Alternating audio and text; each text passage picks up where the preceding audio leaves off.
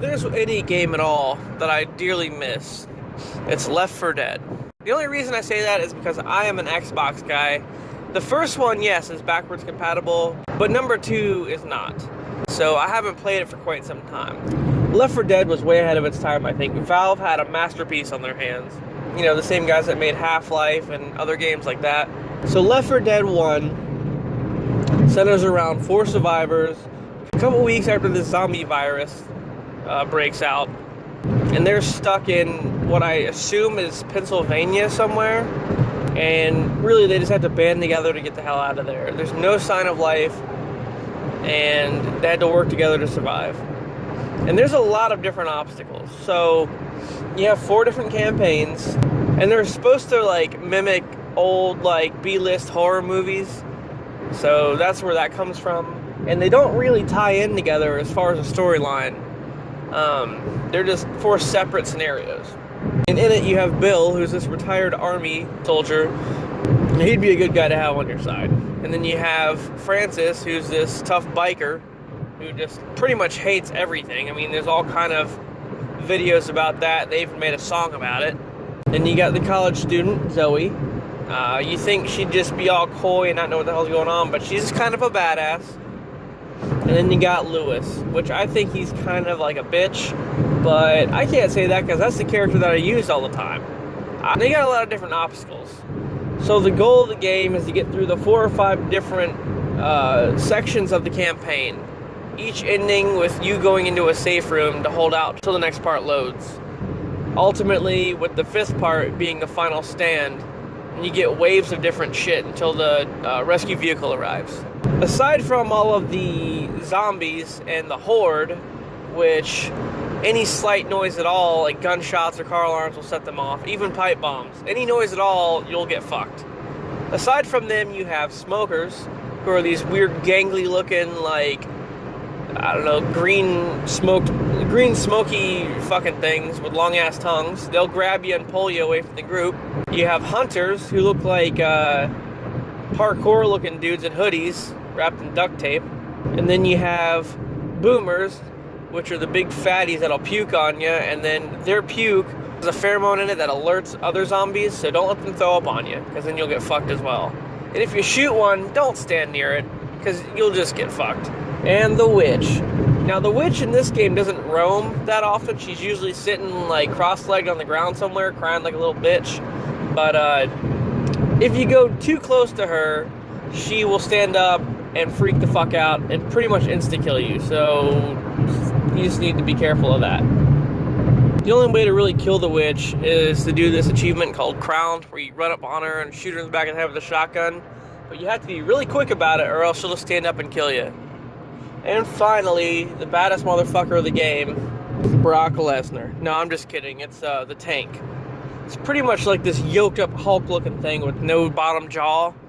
And it's crazy. He'll just like punch the fuck out of you and you'll fly off a building. So try to stay away from him if you can. Usually the Tank only comes out once per round, and it's usually towards the end, right when you're about to escape. He'll usually stand between you and the exit. Or at the very end when you're waiting on the rescue vehicle, there'll be 3 of them. So watch out for that. No Mercy's probably the most popular campaign of the game. You do have Death Toll, you have Dead Air, and there's Blood Harvest. Blood Harvest, I think, is the shittiest one because you're just in a cornfield with like a bunch of barns, and it's just too open. I don't like it. Let's move on to the second one. Left 4 Dead 2 was just fucking amazing. It was highly anticipated. They added in more weapons, more melee stuff, different characters, different scenarios, different area, more infected. So in this one you have Coach, that I guess used to coach a high school football team or something. He don't take no shit from anybody. Then you have Ellis, who's like this redneck guy. I think he was like some sort of mechanic or something, I don't know. But he's kind of like the loudmouth of the group. He just keeps talking. He's a smart ass. And then you have Nick, who pretty much doesn't want anything to do with anybody. He's just using the group to live, pretty much. He's kind of a loner. I think he warms up to everybody eventually, though. And then Rochelle. She's pretty much the badass of the game, I think. So you got a new group of survivors, but this time it takes place in, I want to say, Louisiana. I know there's a Louisiana campaign on there. But anyway, this one more or less has a storyline. You start off in this mall, and then you go to, like, the carnival. It's the darkest of carnivals. No, Pennywise isn't there. But that would be cool if they redid it and put him in there as, like, I don't know, like a DLC character or something. And then ultimately you work your way through Louisiana on this plantation. And the final campaign is you running across this bridge as it explodes, trying to get to the rescue vehicle. But aside from the normal infected, this time you have jockeys, which jump on your neck and ride you all over the damn place, and you lose motor function. Spitters, which they were hinted at in the first game in No Mercy if you paid attention, but they're just these long neck hoes that, like, puke on you. Kind of the same as the boomers, except if you step in there or puke, you'll just go down immediately. Chargers, which are like these inbred tank-looking things. They only have, like, one arm. And they make it sound like, woo, and then they charge you, trample you. The witches in this game actually are roaming around, and they walk all over the damn place, so it's much harder to hide from them. And then the tanks are pretty much the same, it's just, they're still assholes. So anyway, in this one, aside from the normal weapons like the AR and the shotgun, you actually get melee weapons. You can get like an axe, you can get baseball bat, you can get all kind of different weapons in this one, and it's pretty badass. You still get pipe bombs and molotovs. In this one I want to say you get like boomer bile in like a jar, and you can throw that. It works the same as like a pipe bomb. So anyway, yeah, that's the second one's definitely an upgrade, but like I said, I haven't played it for a while just because it's not backwards compatible. And I know they're hinting at a 3. See, the second one left off where you get rescued, and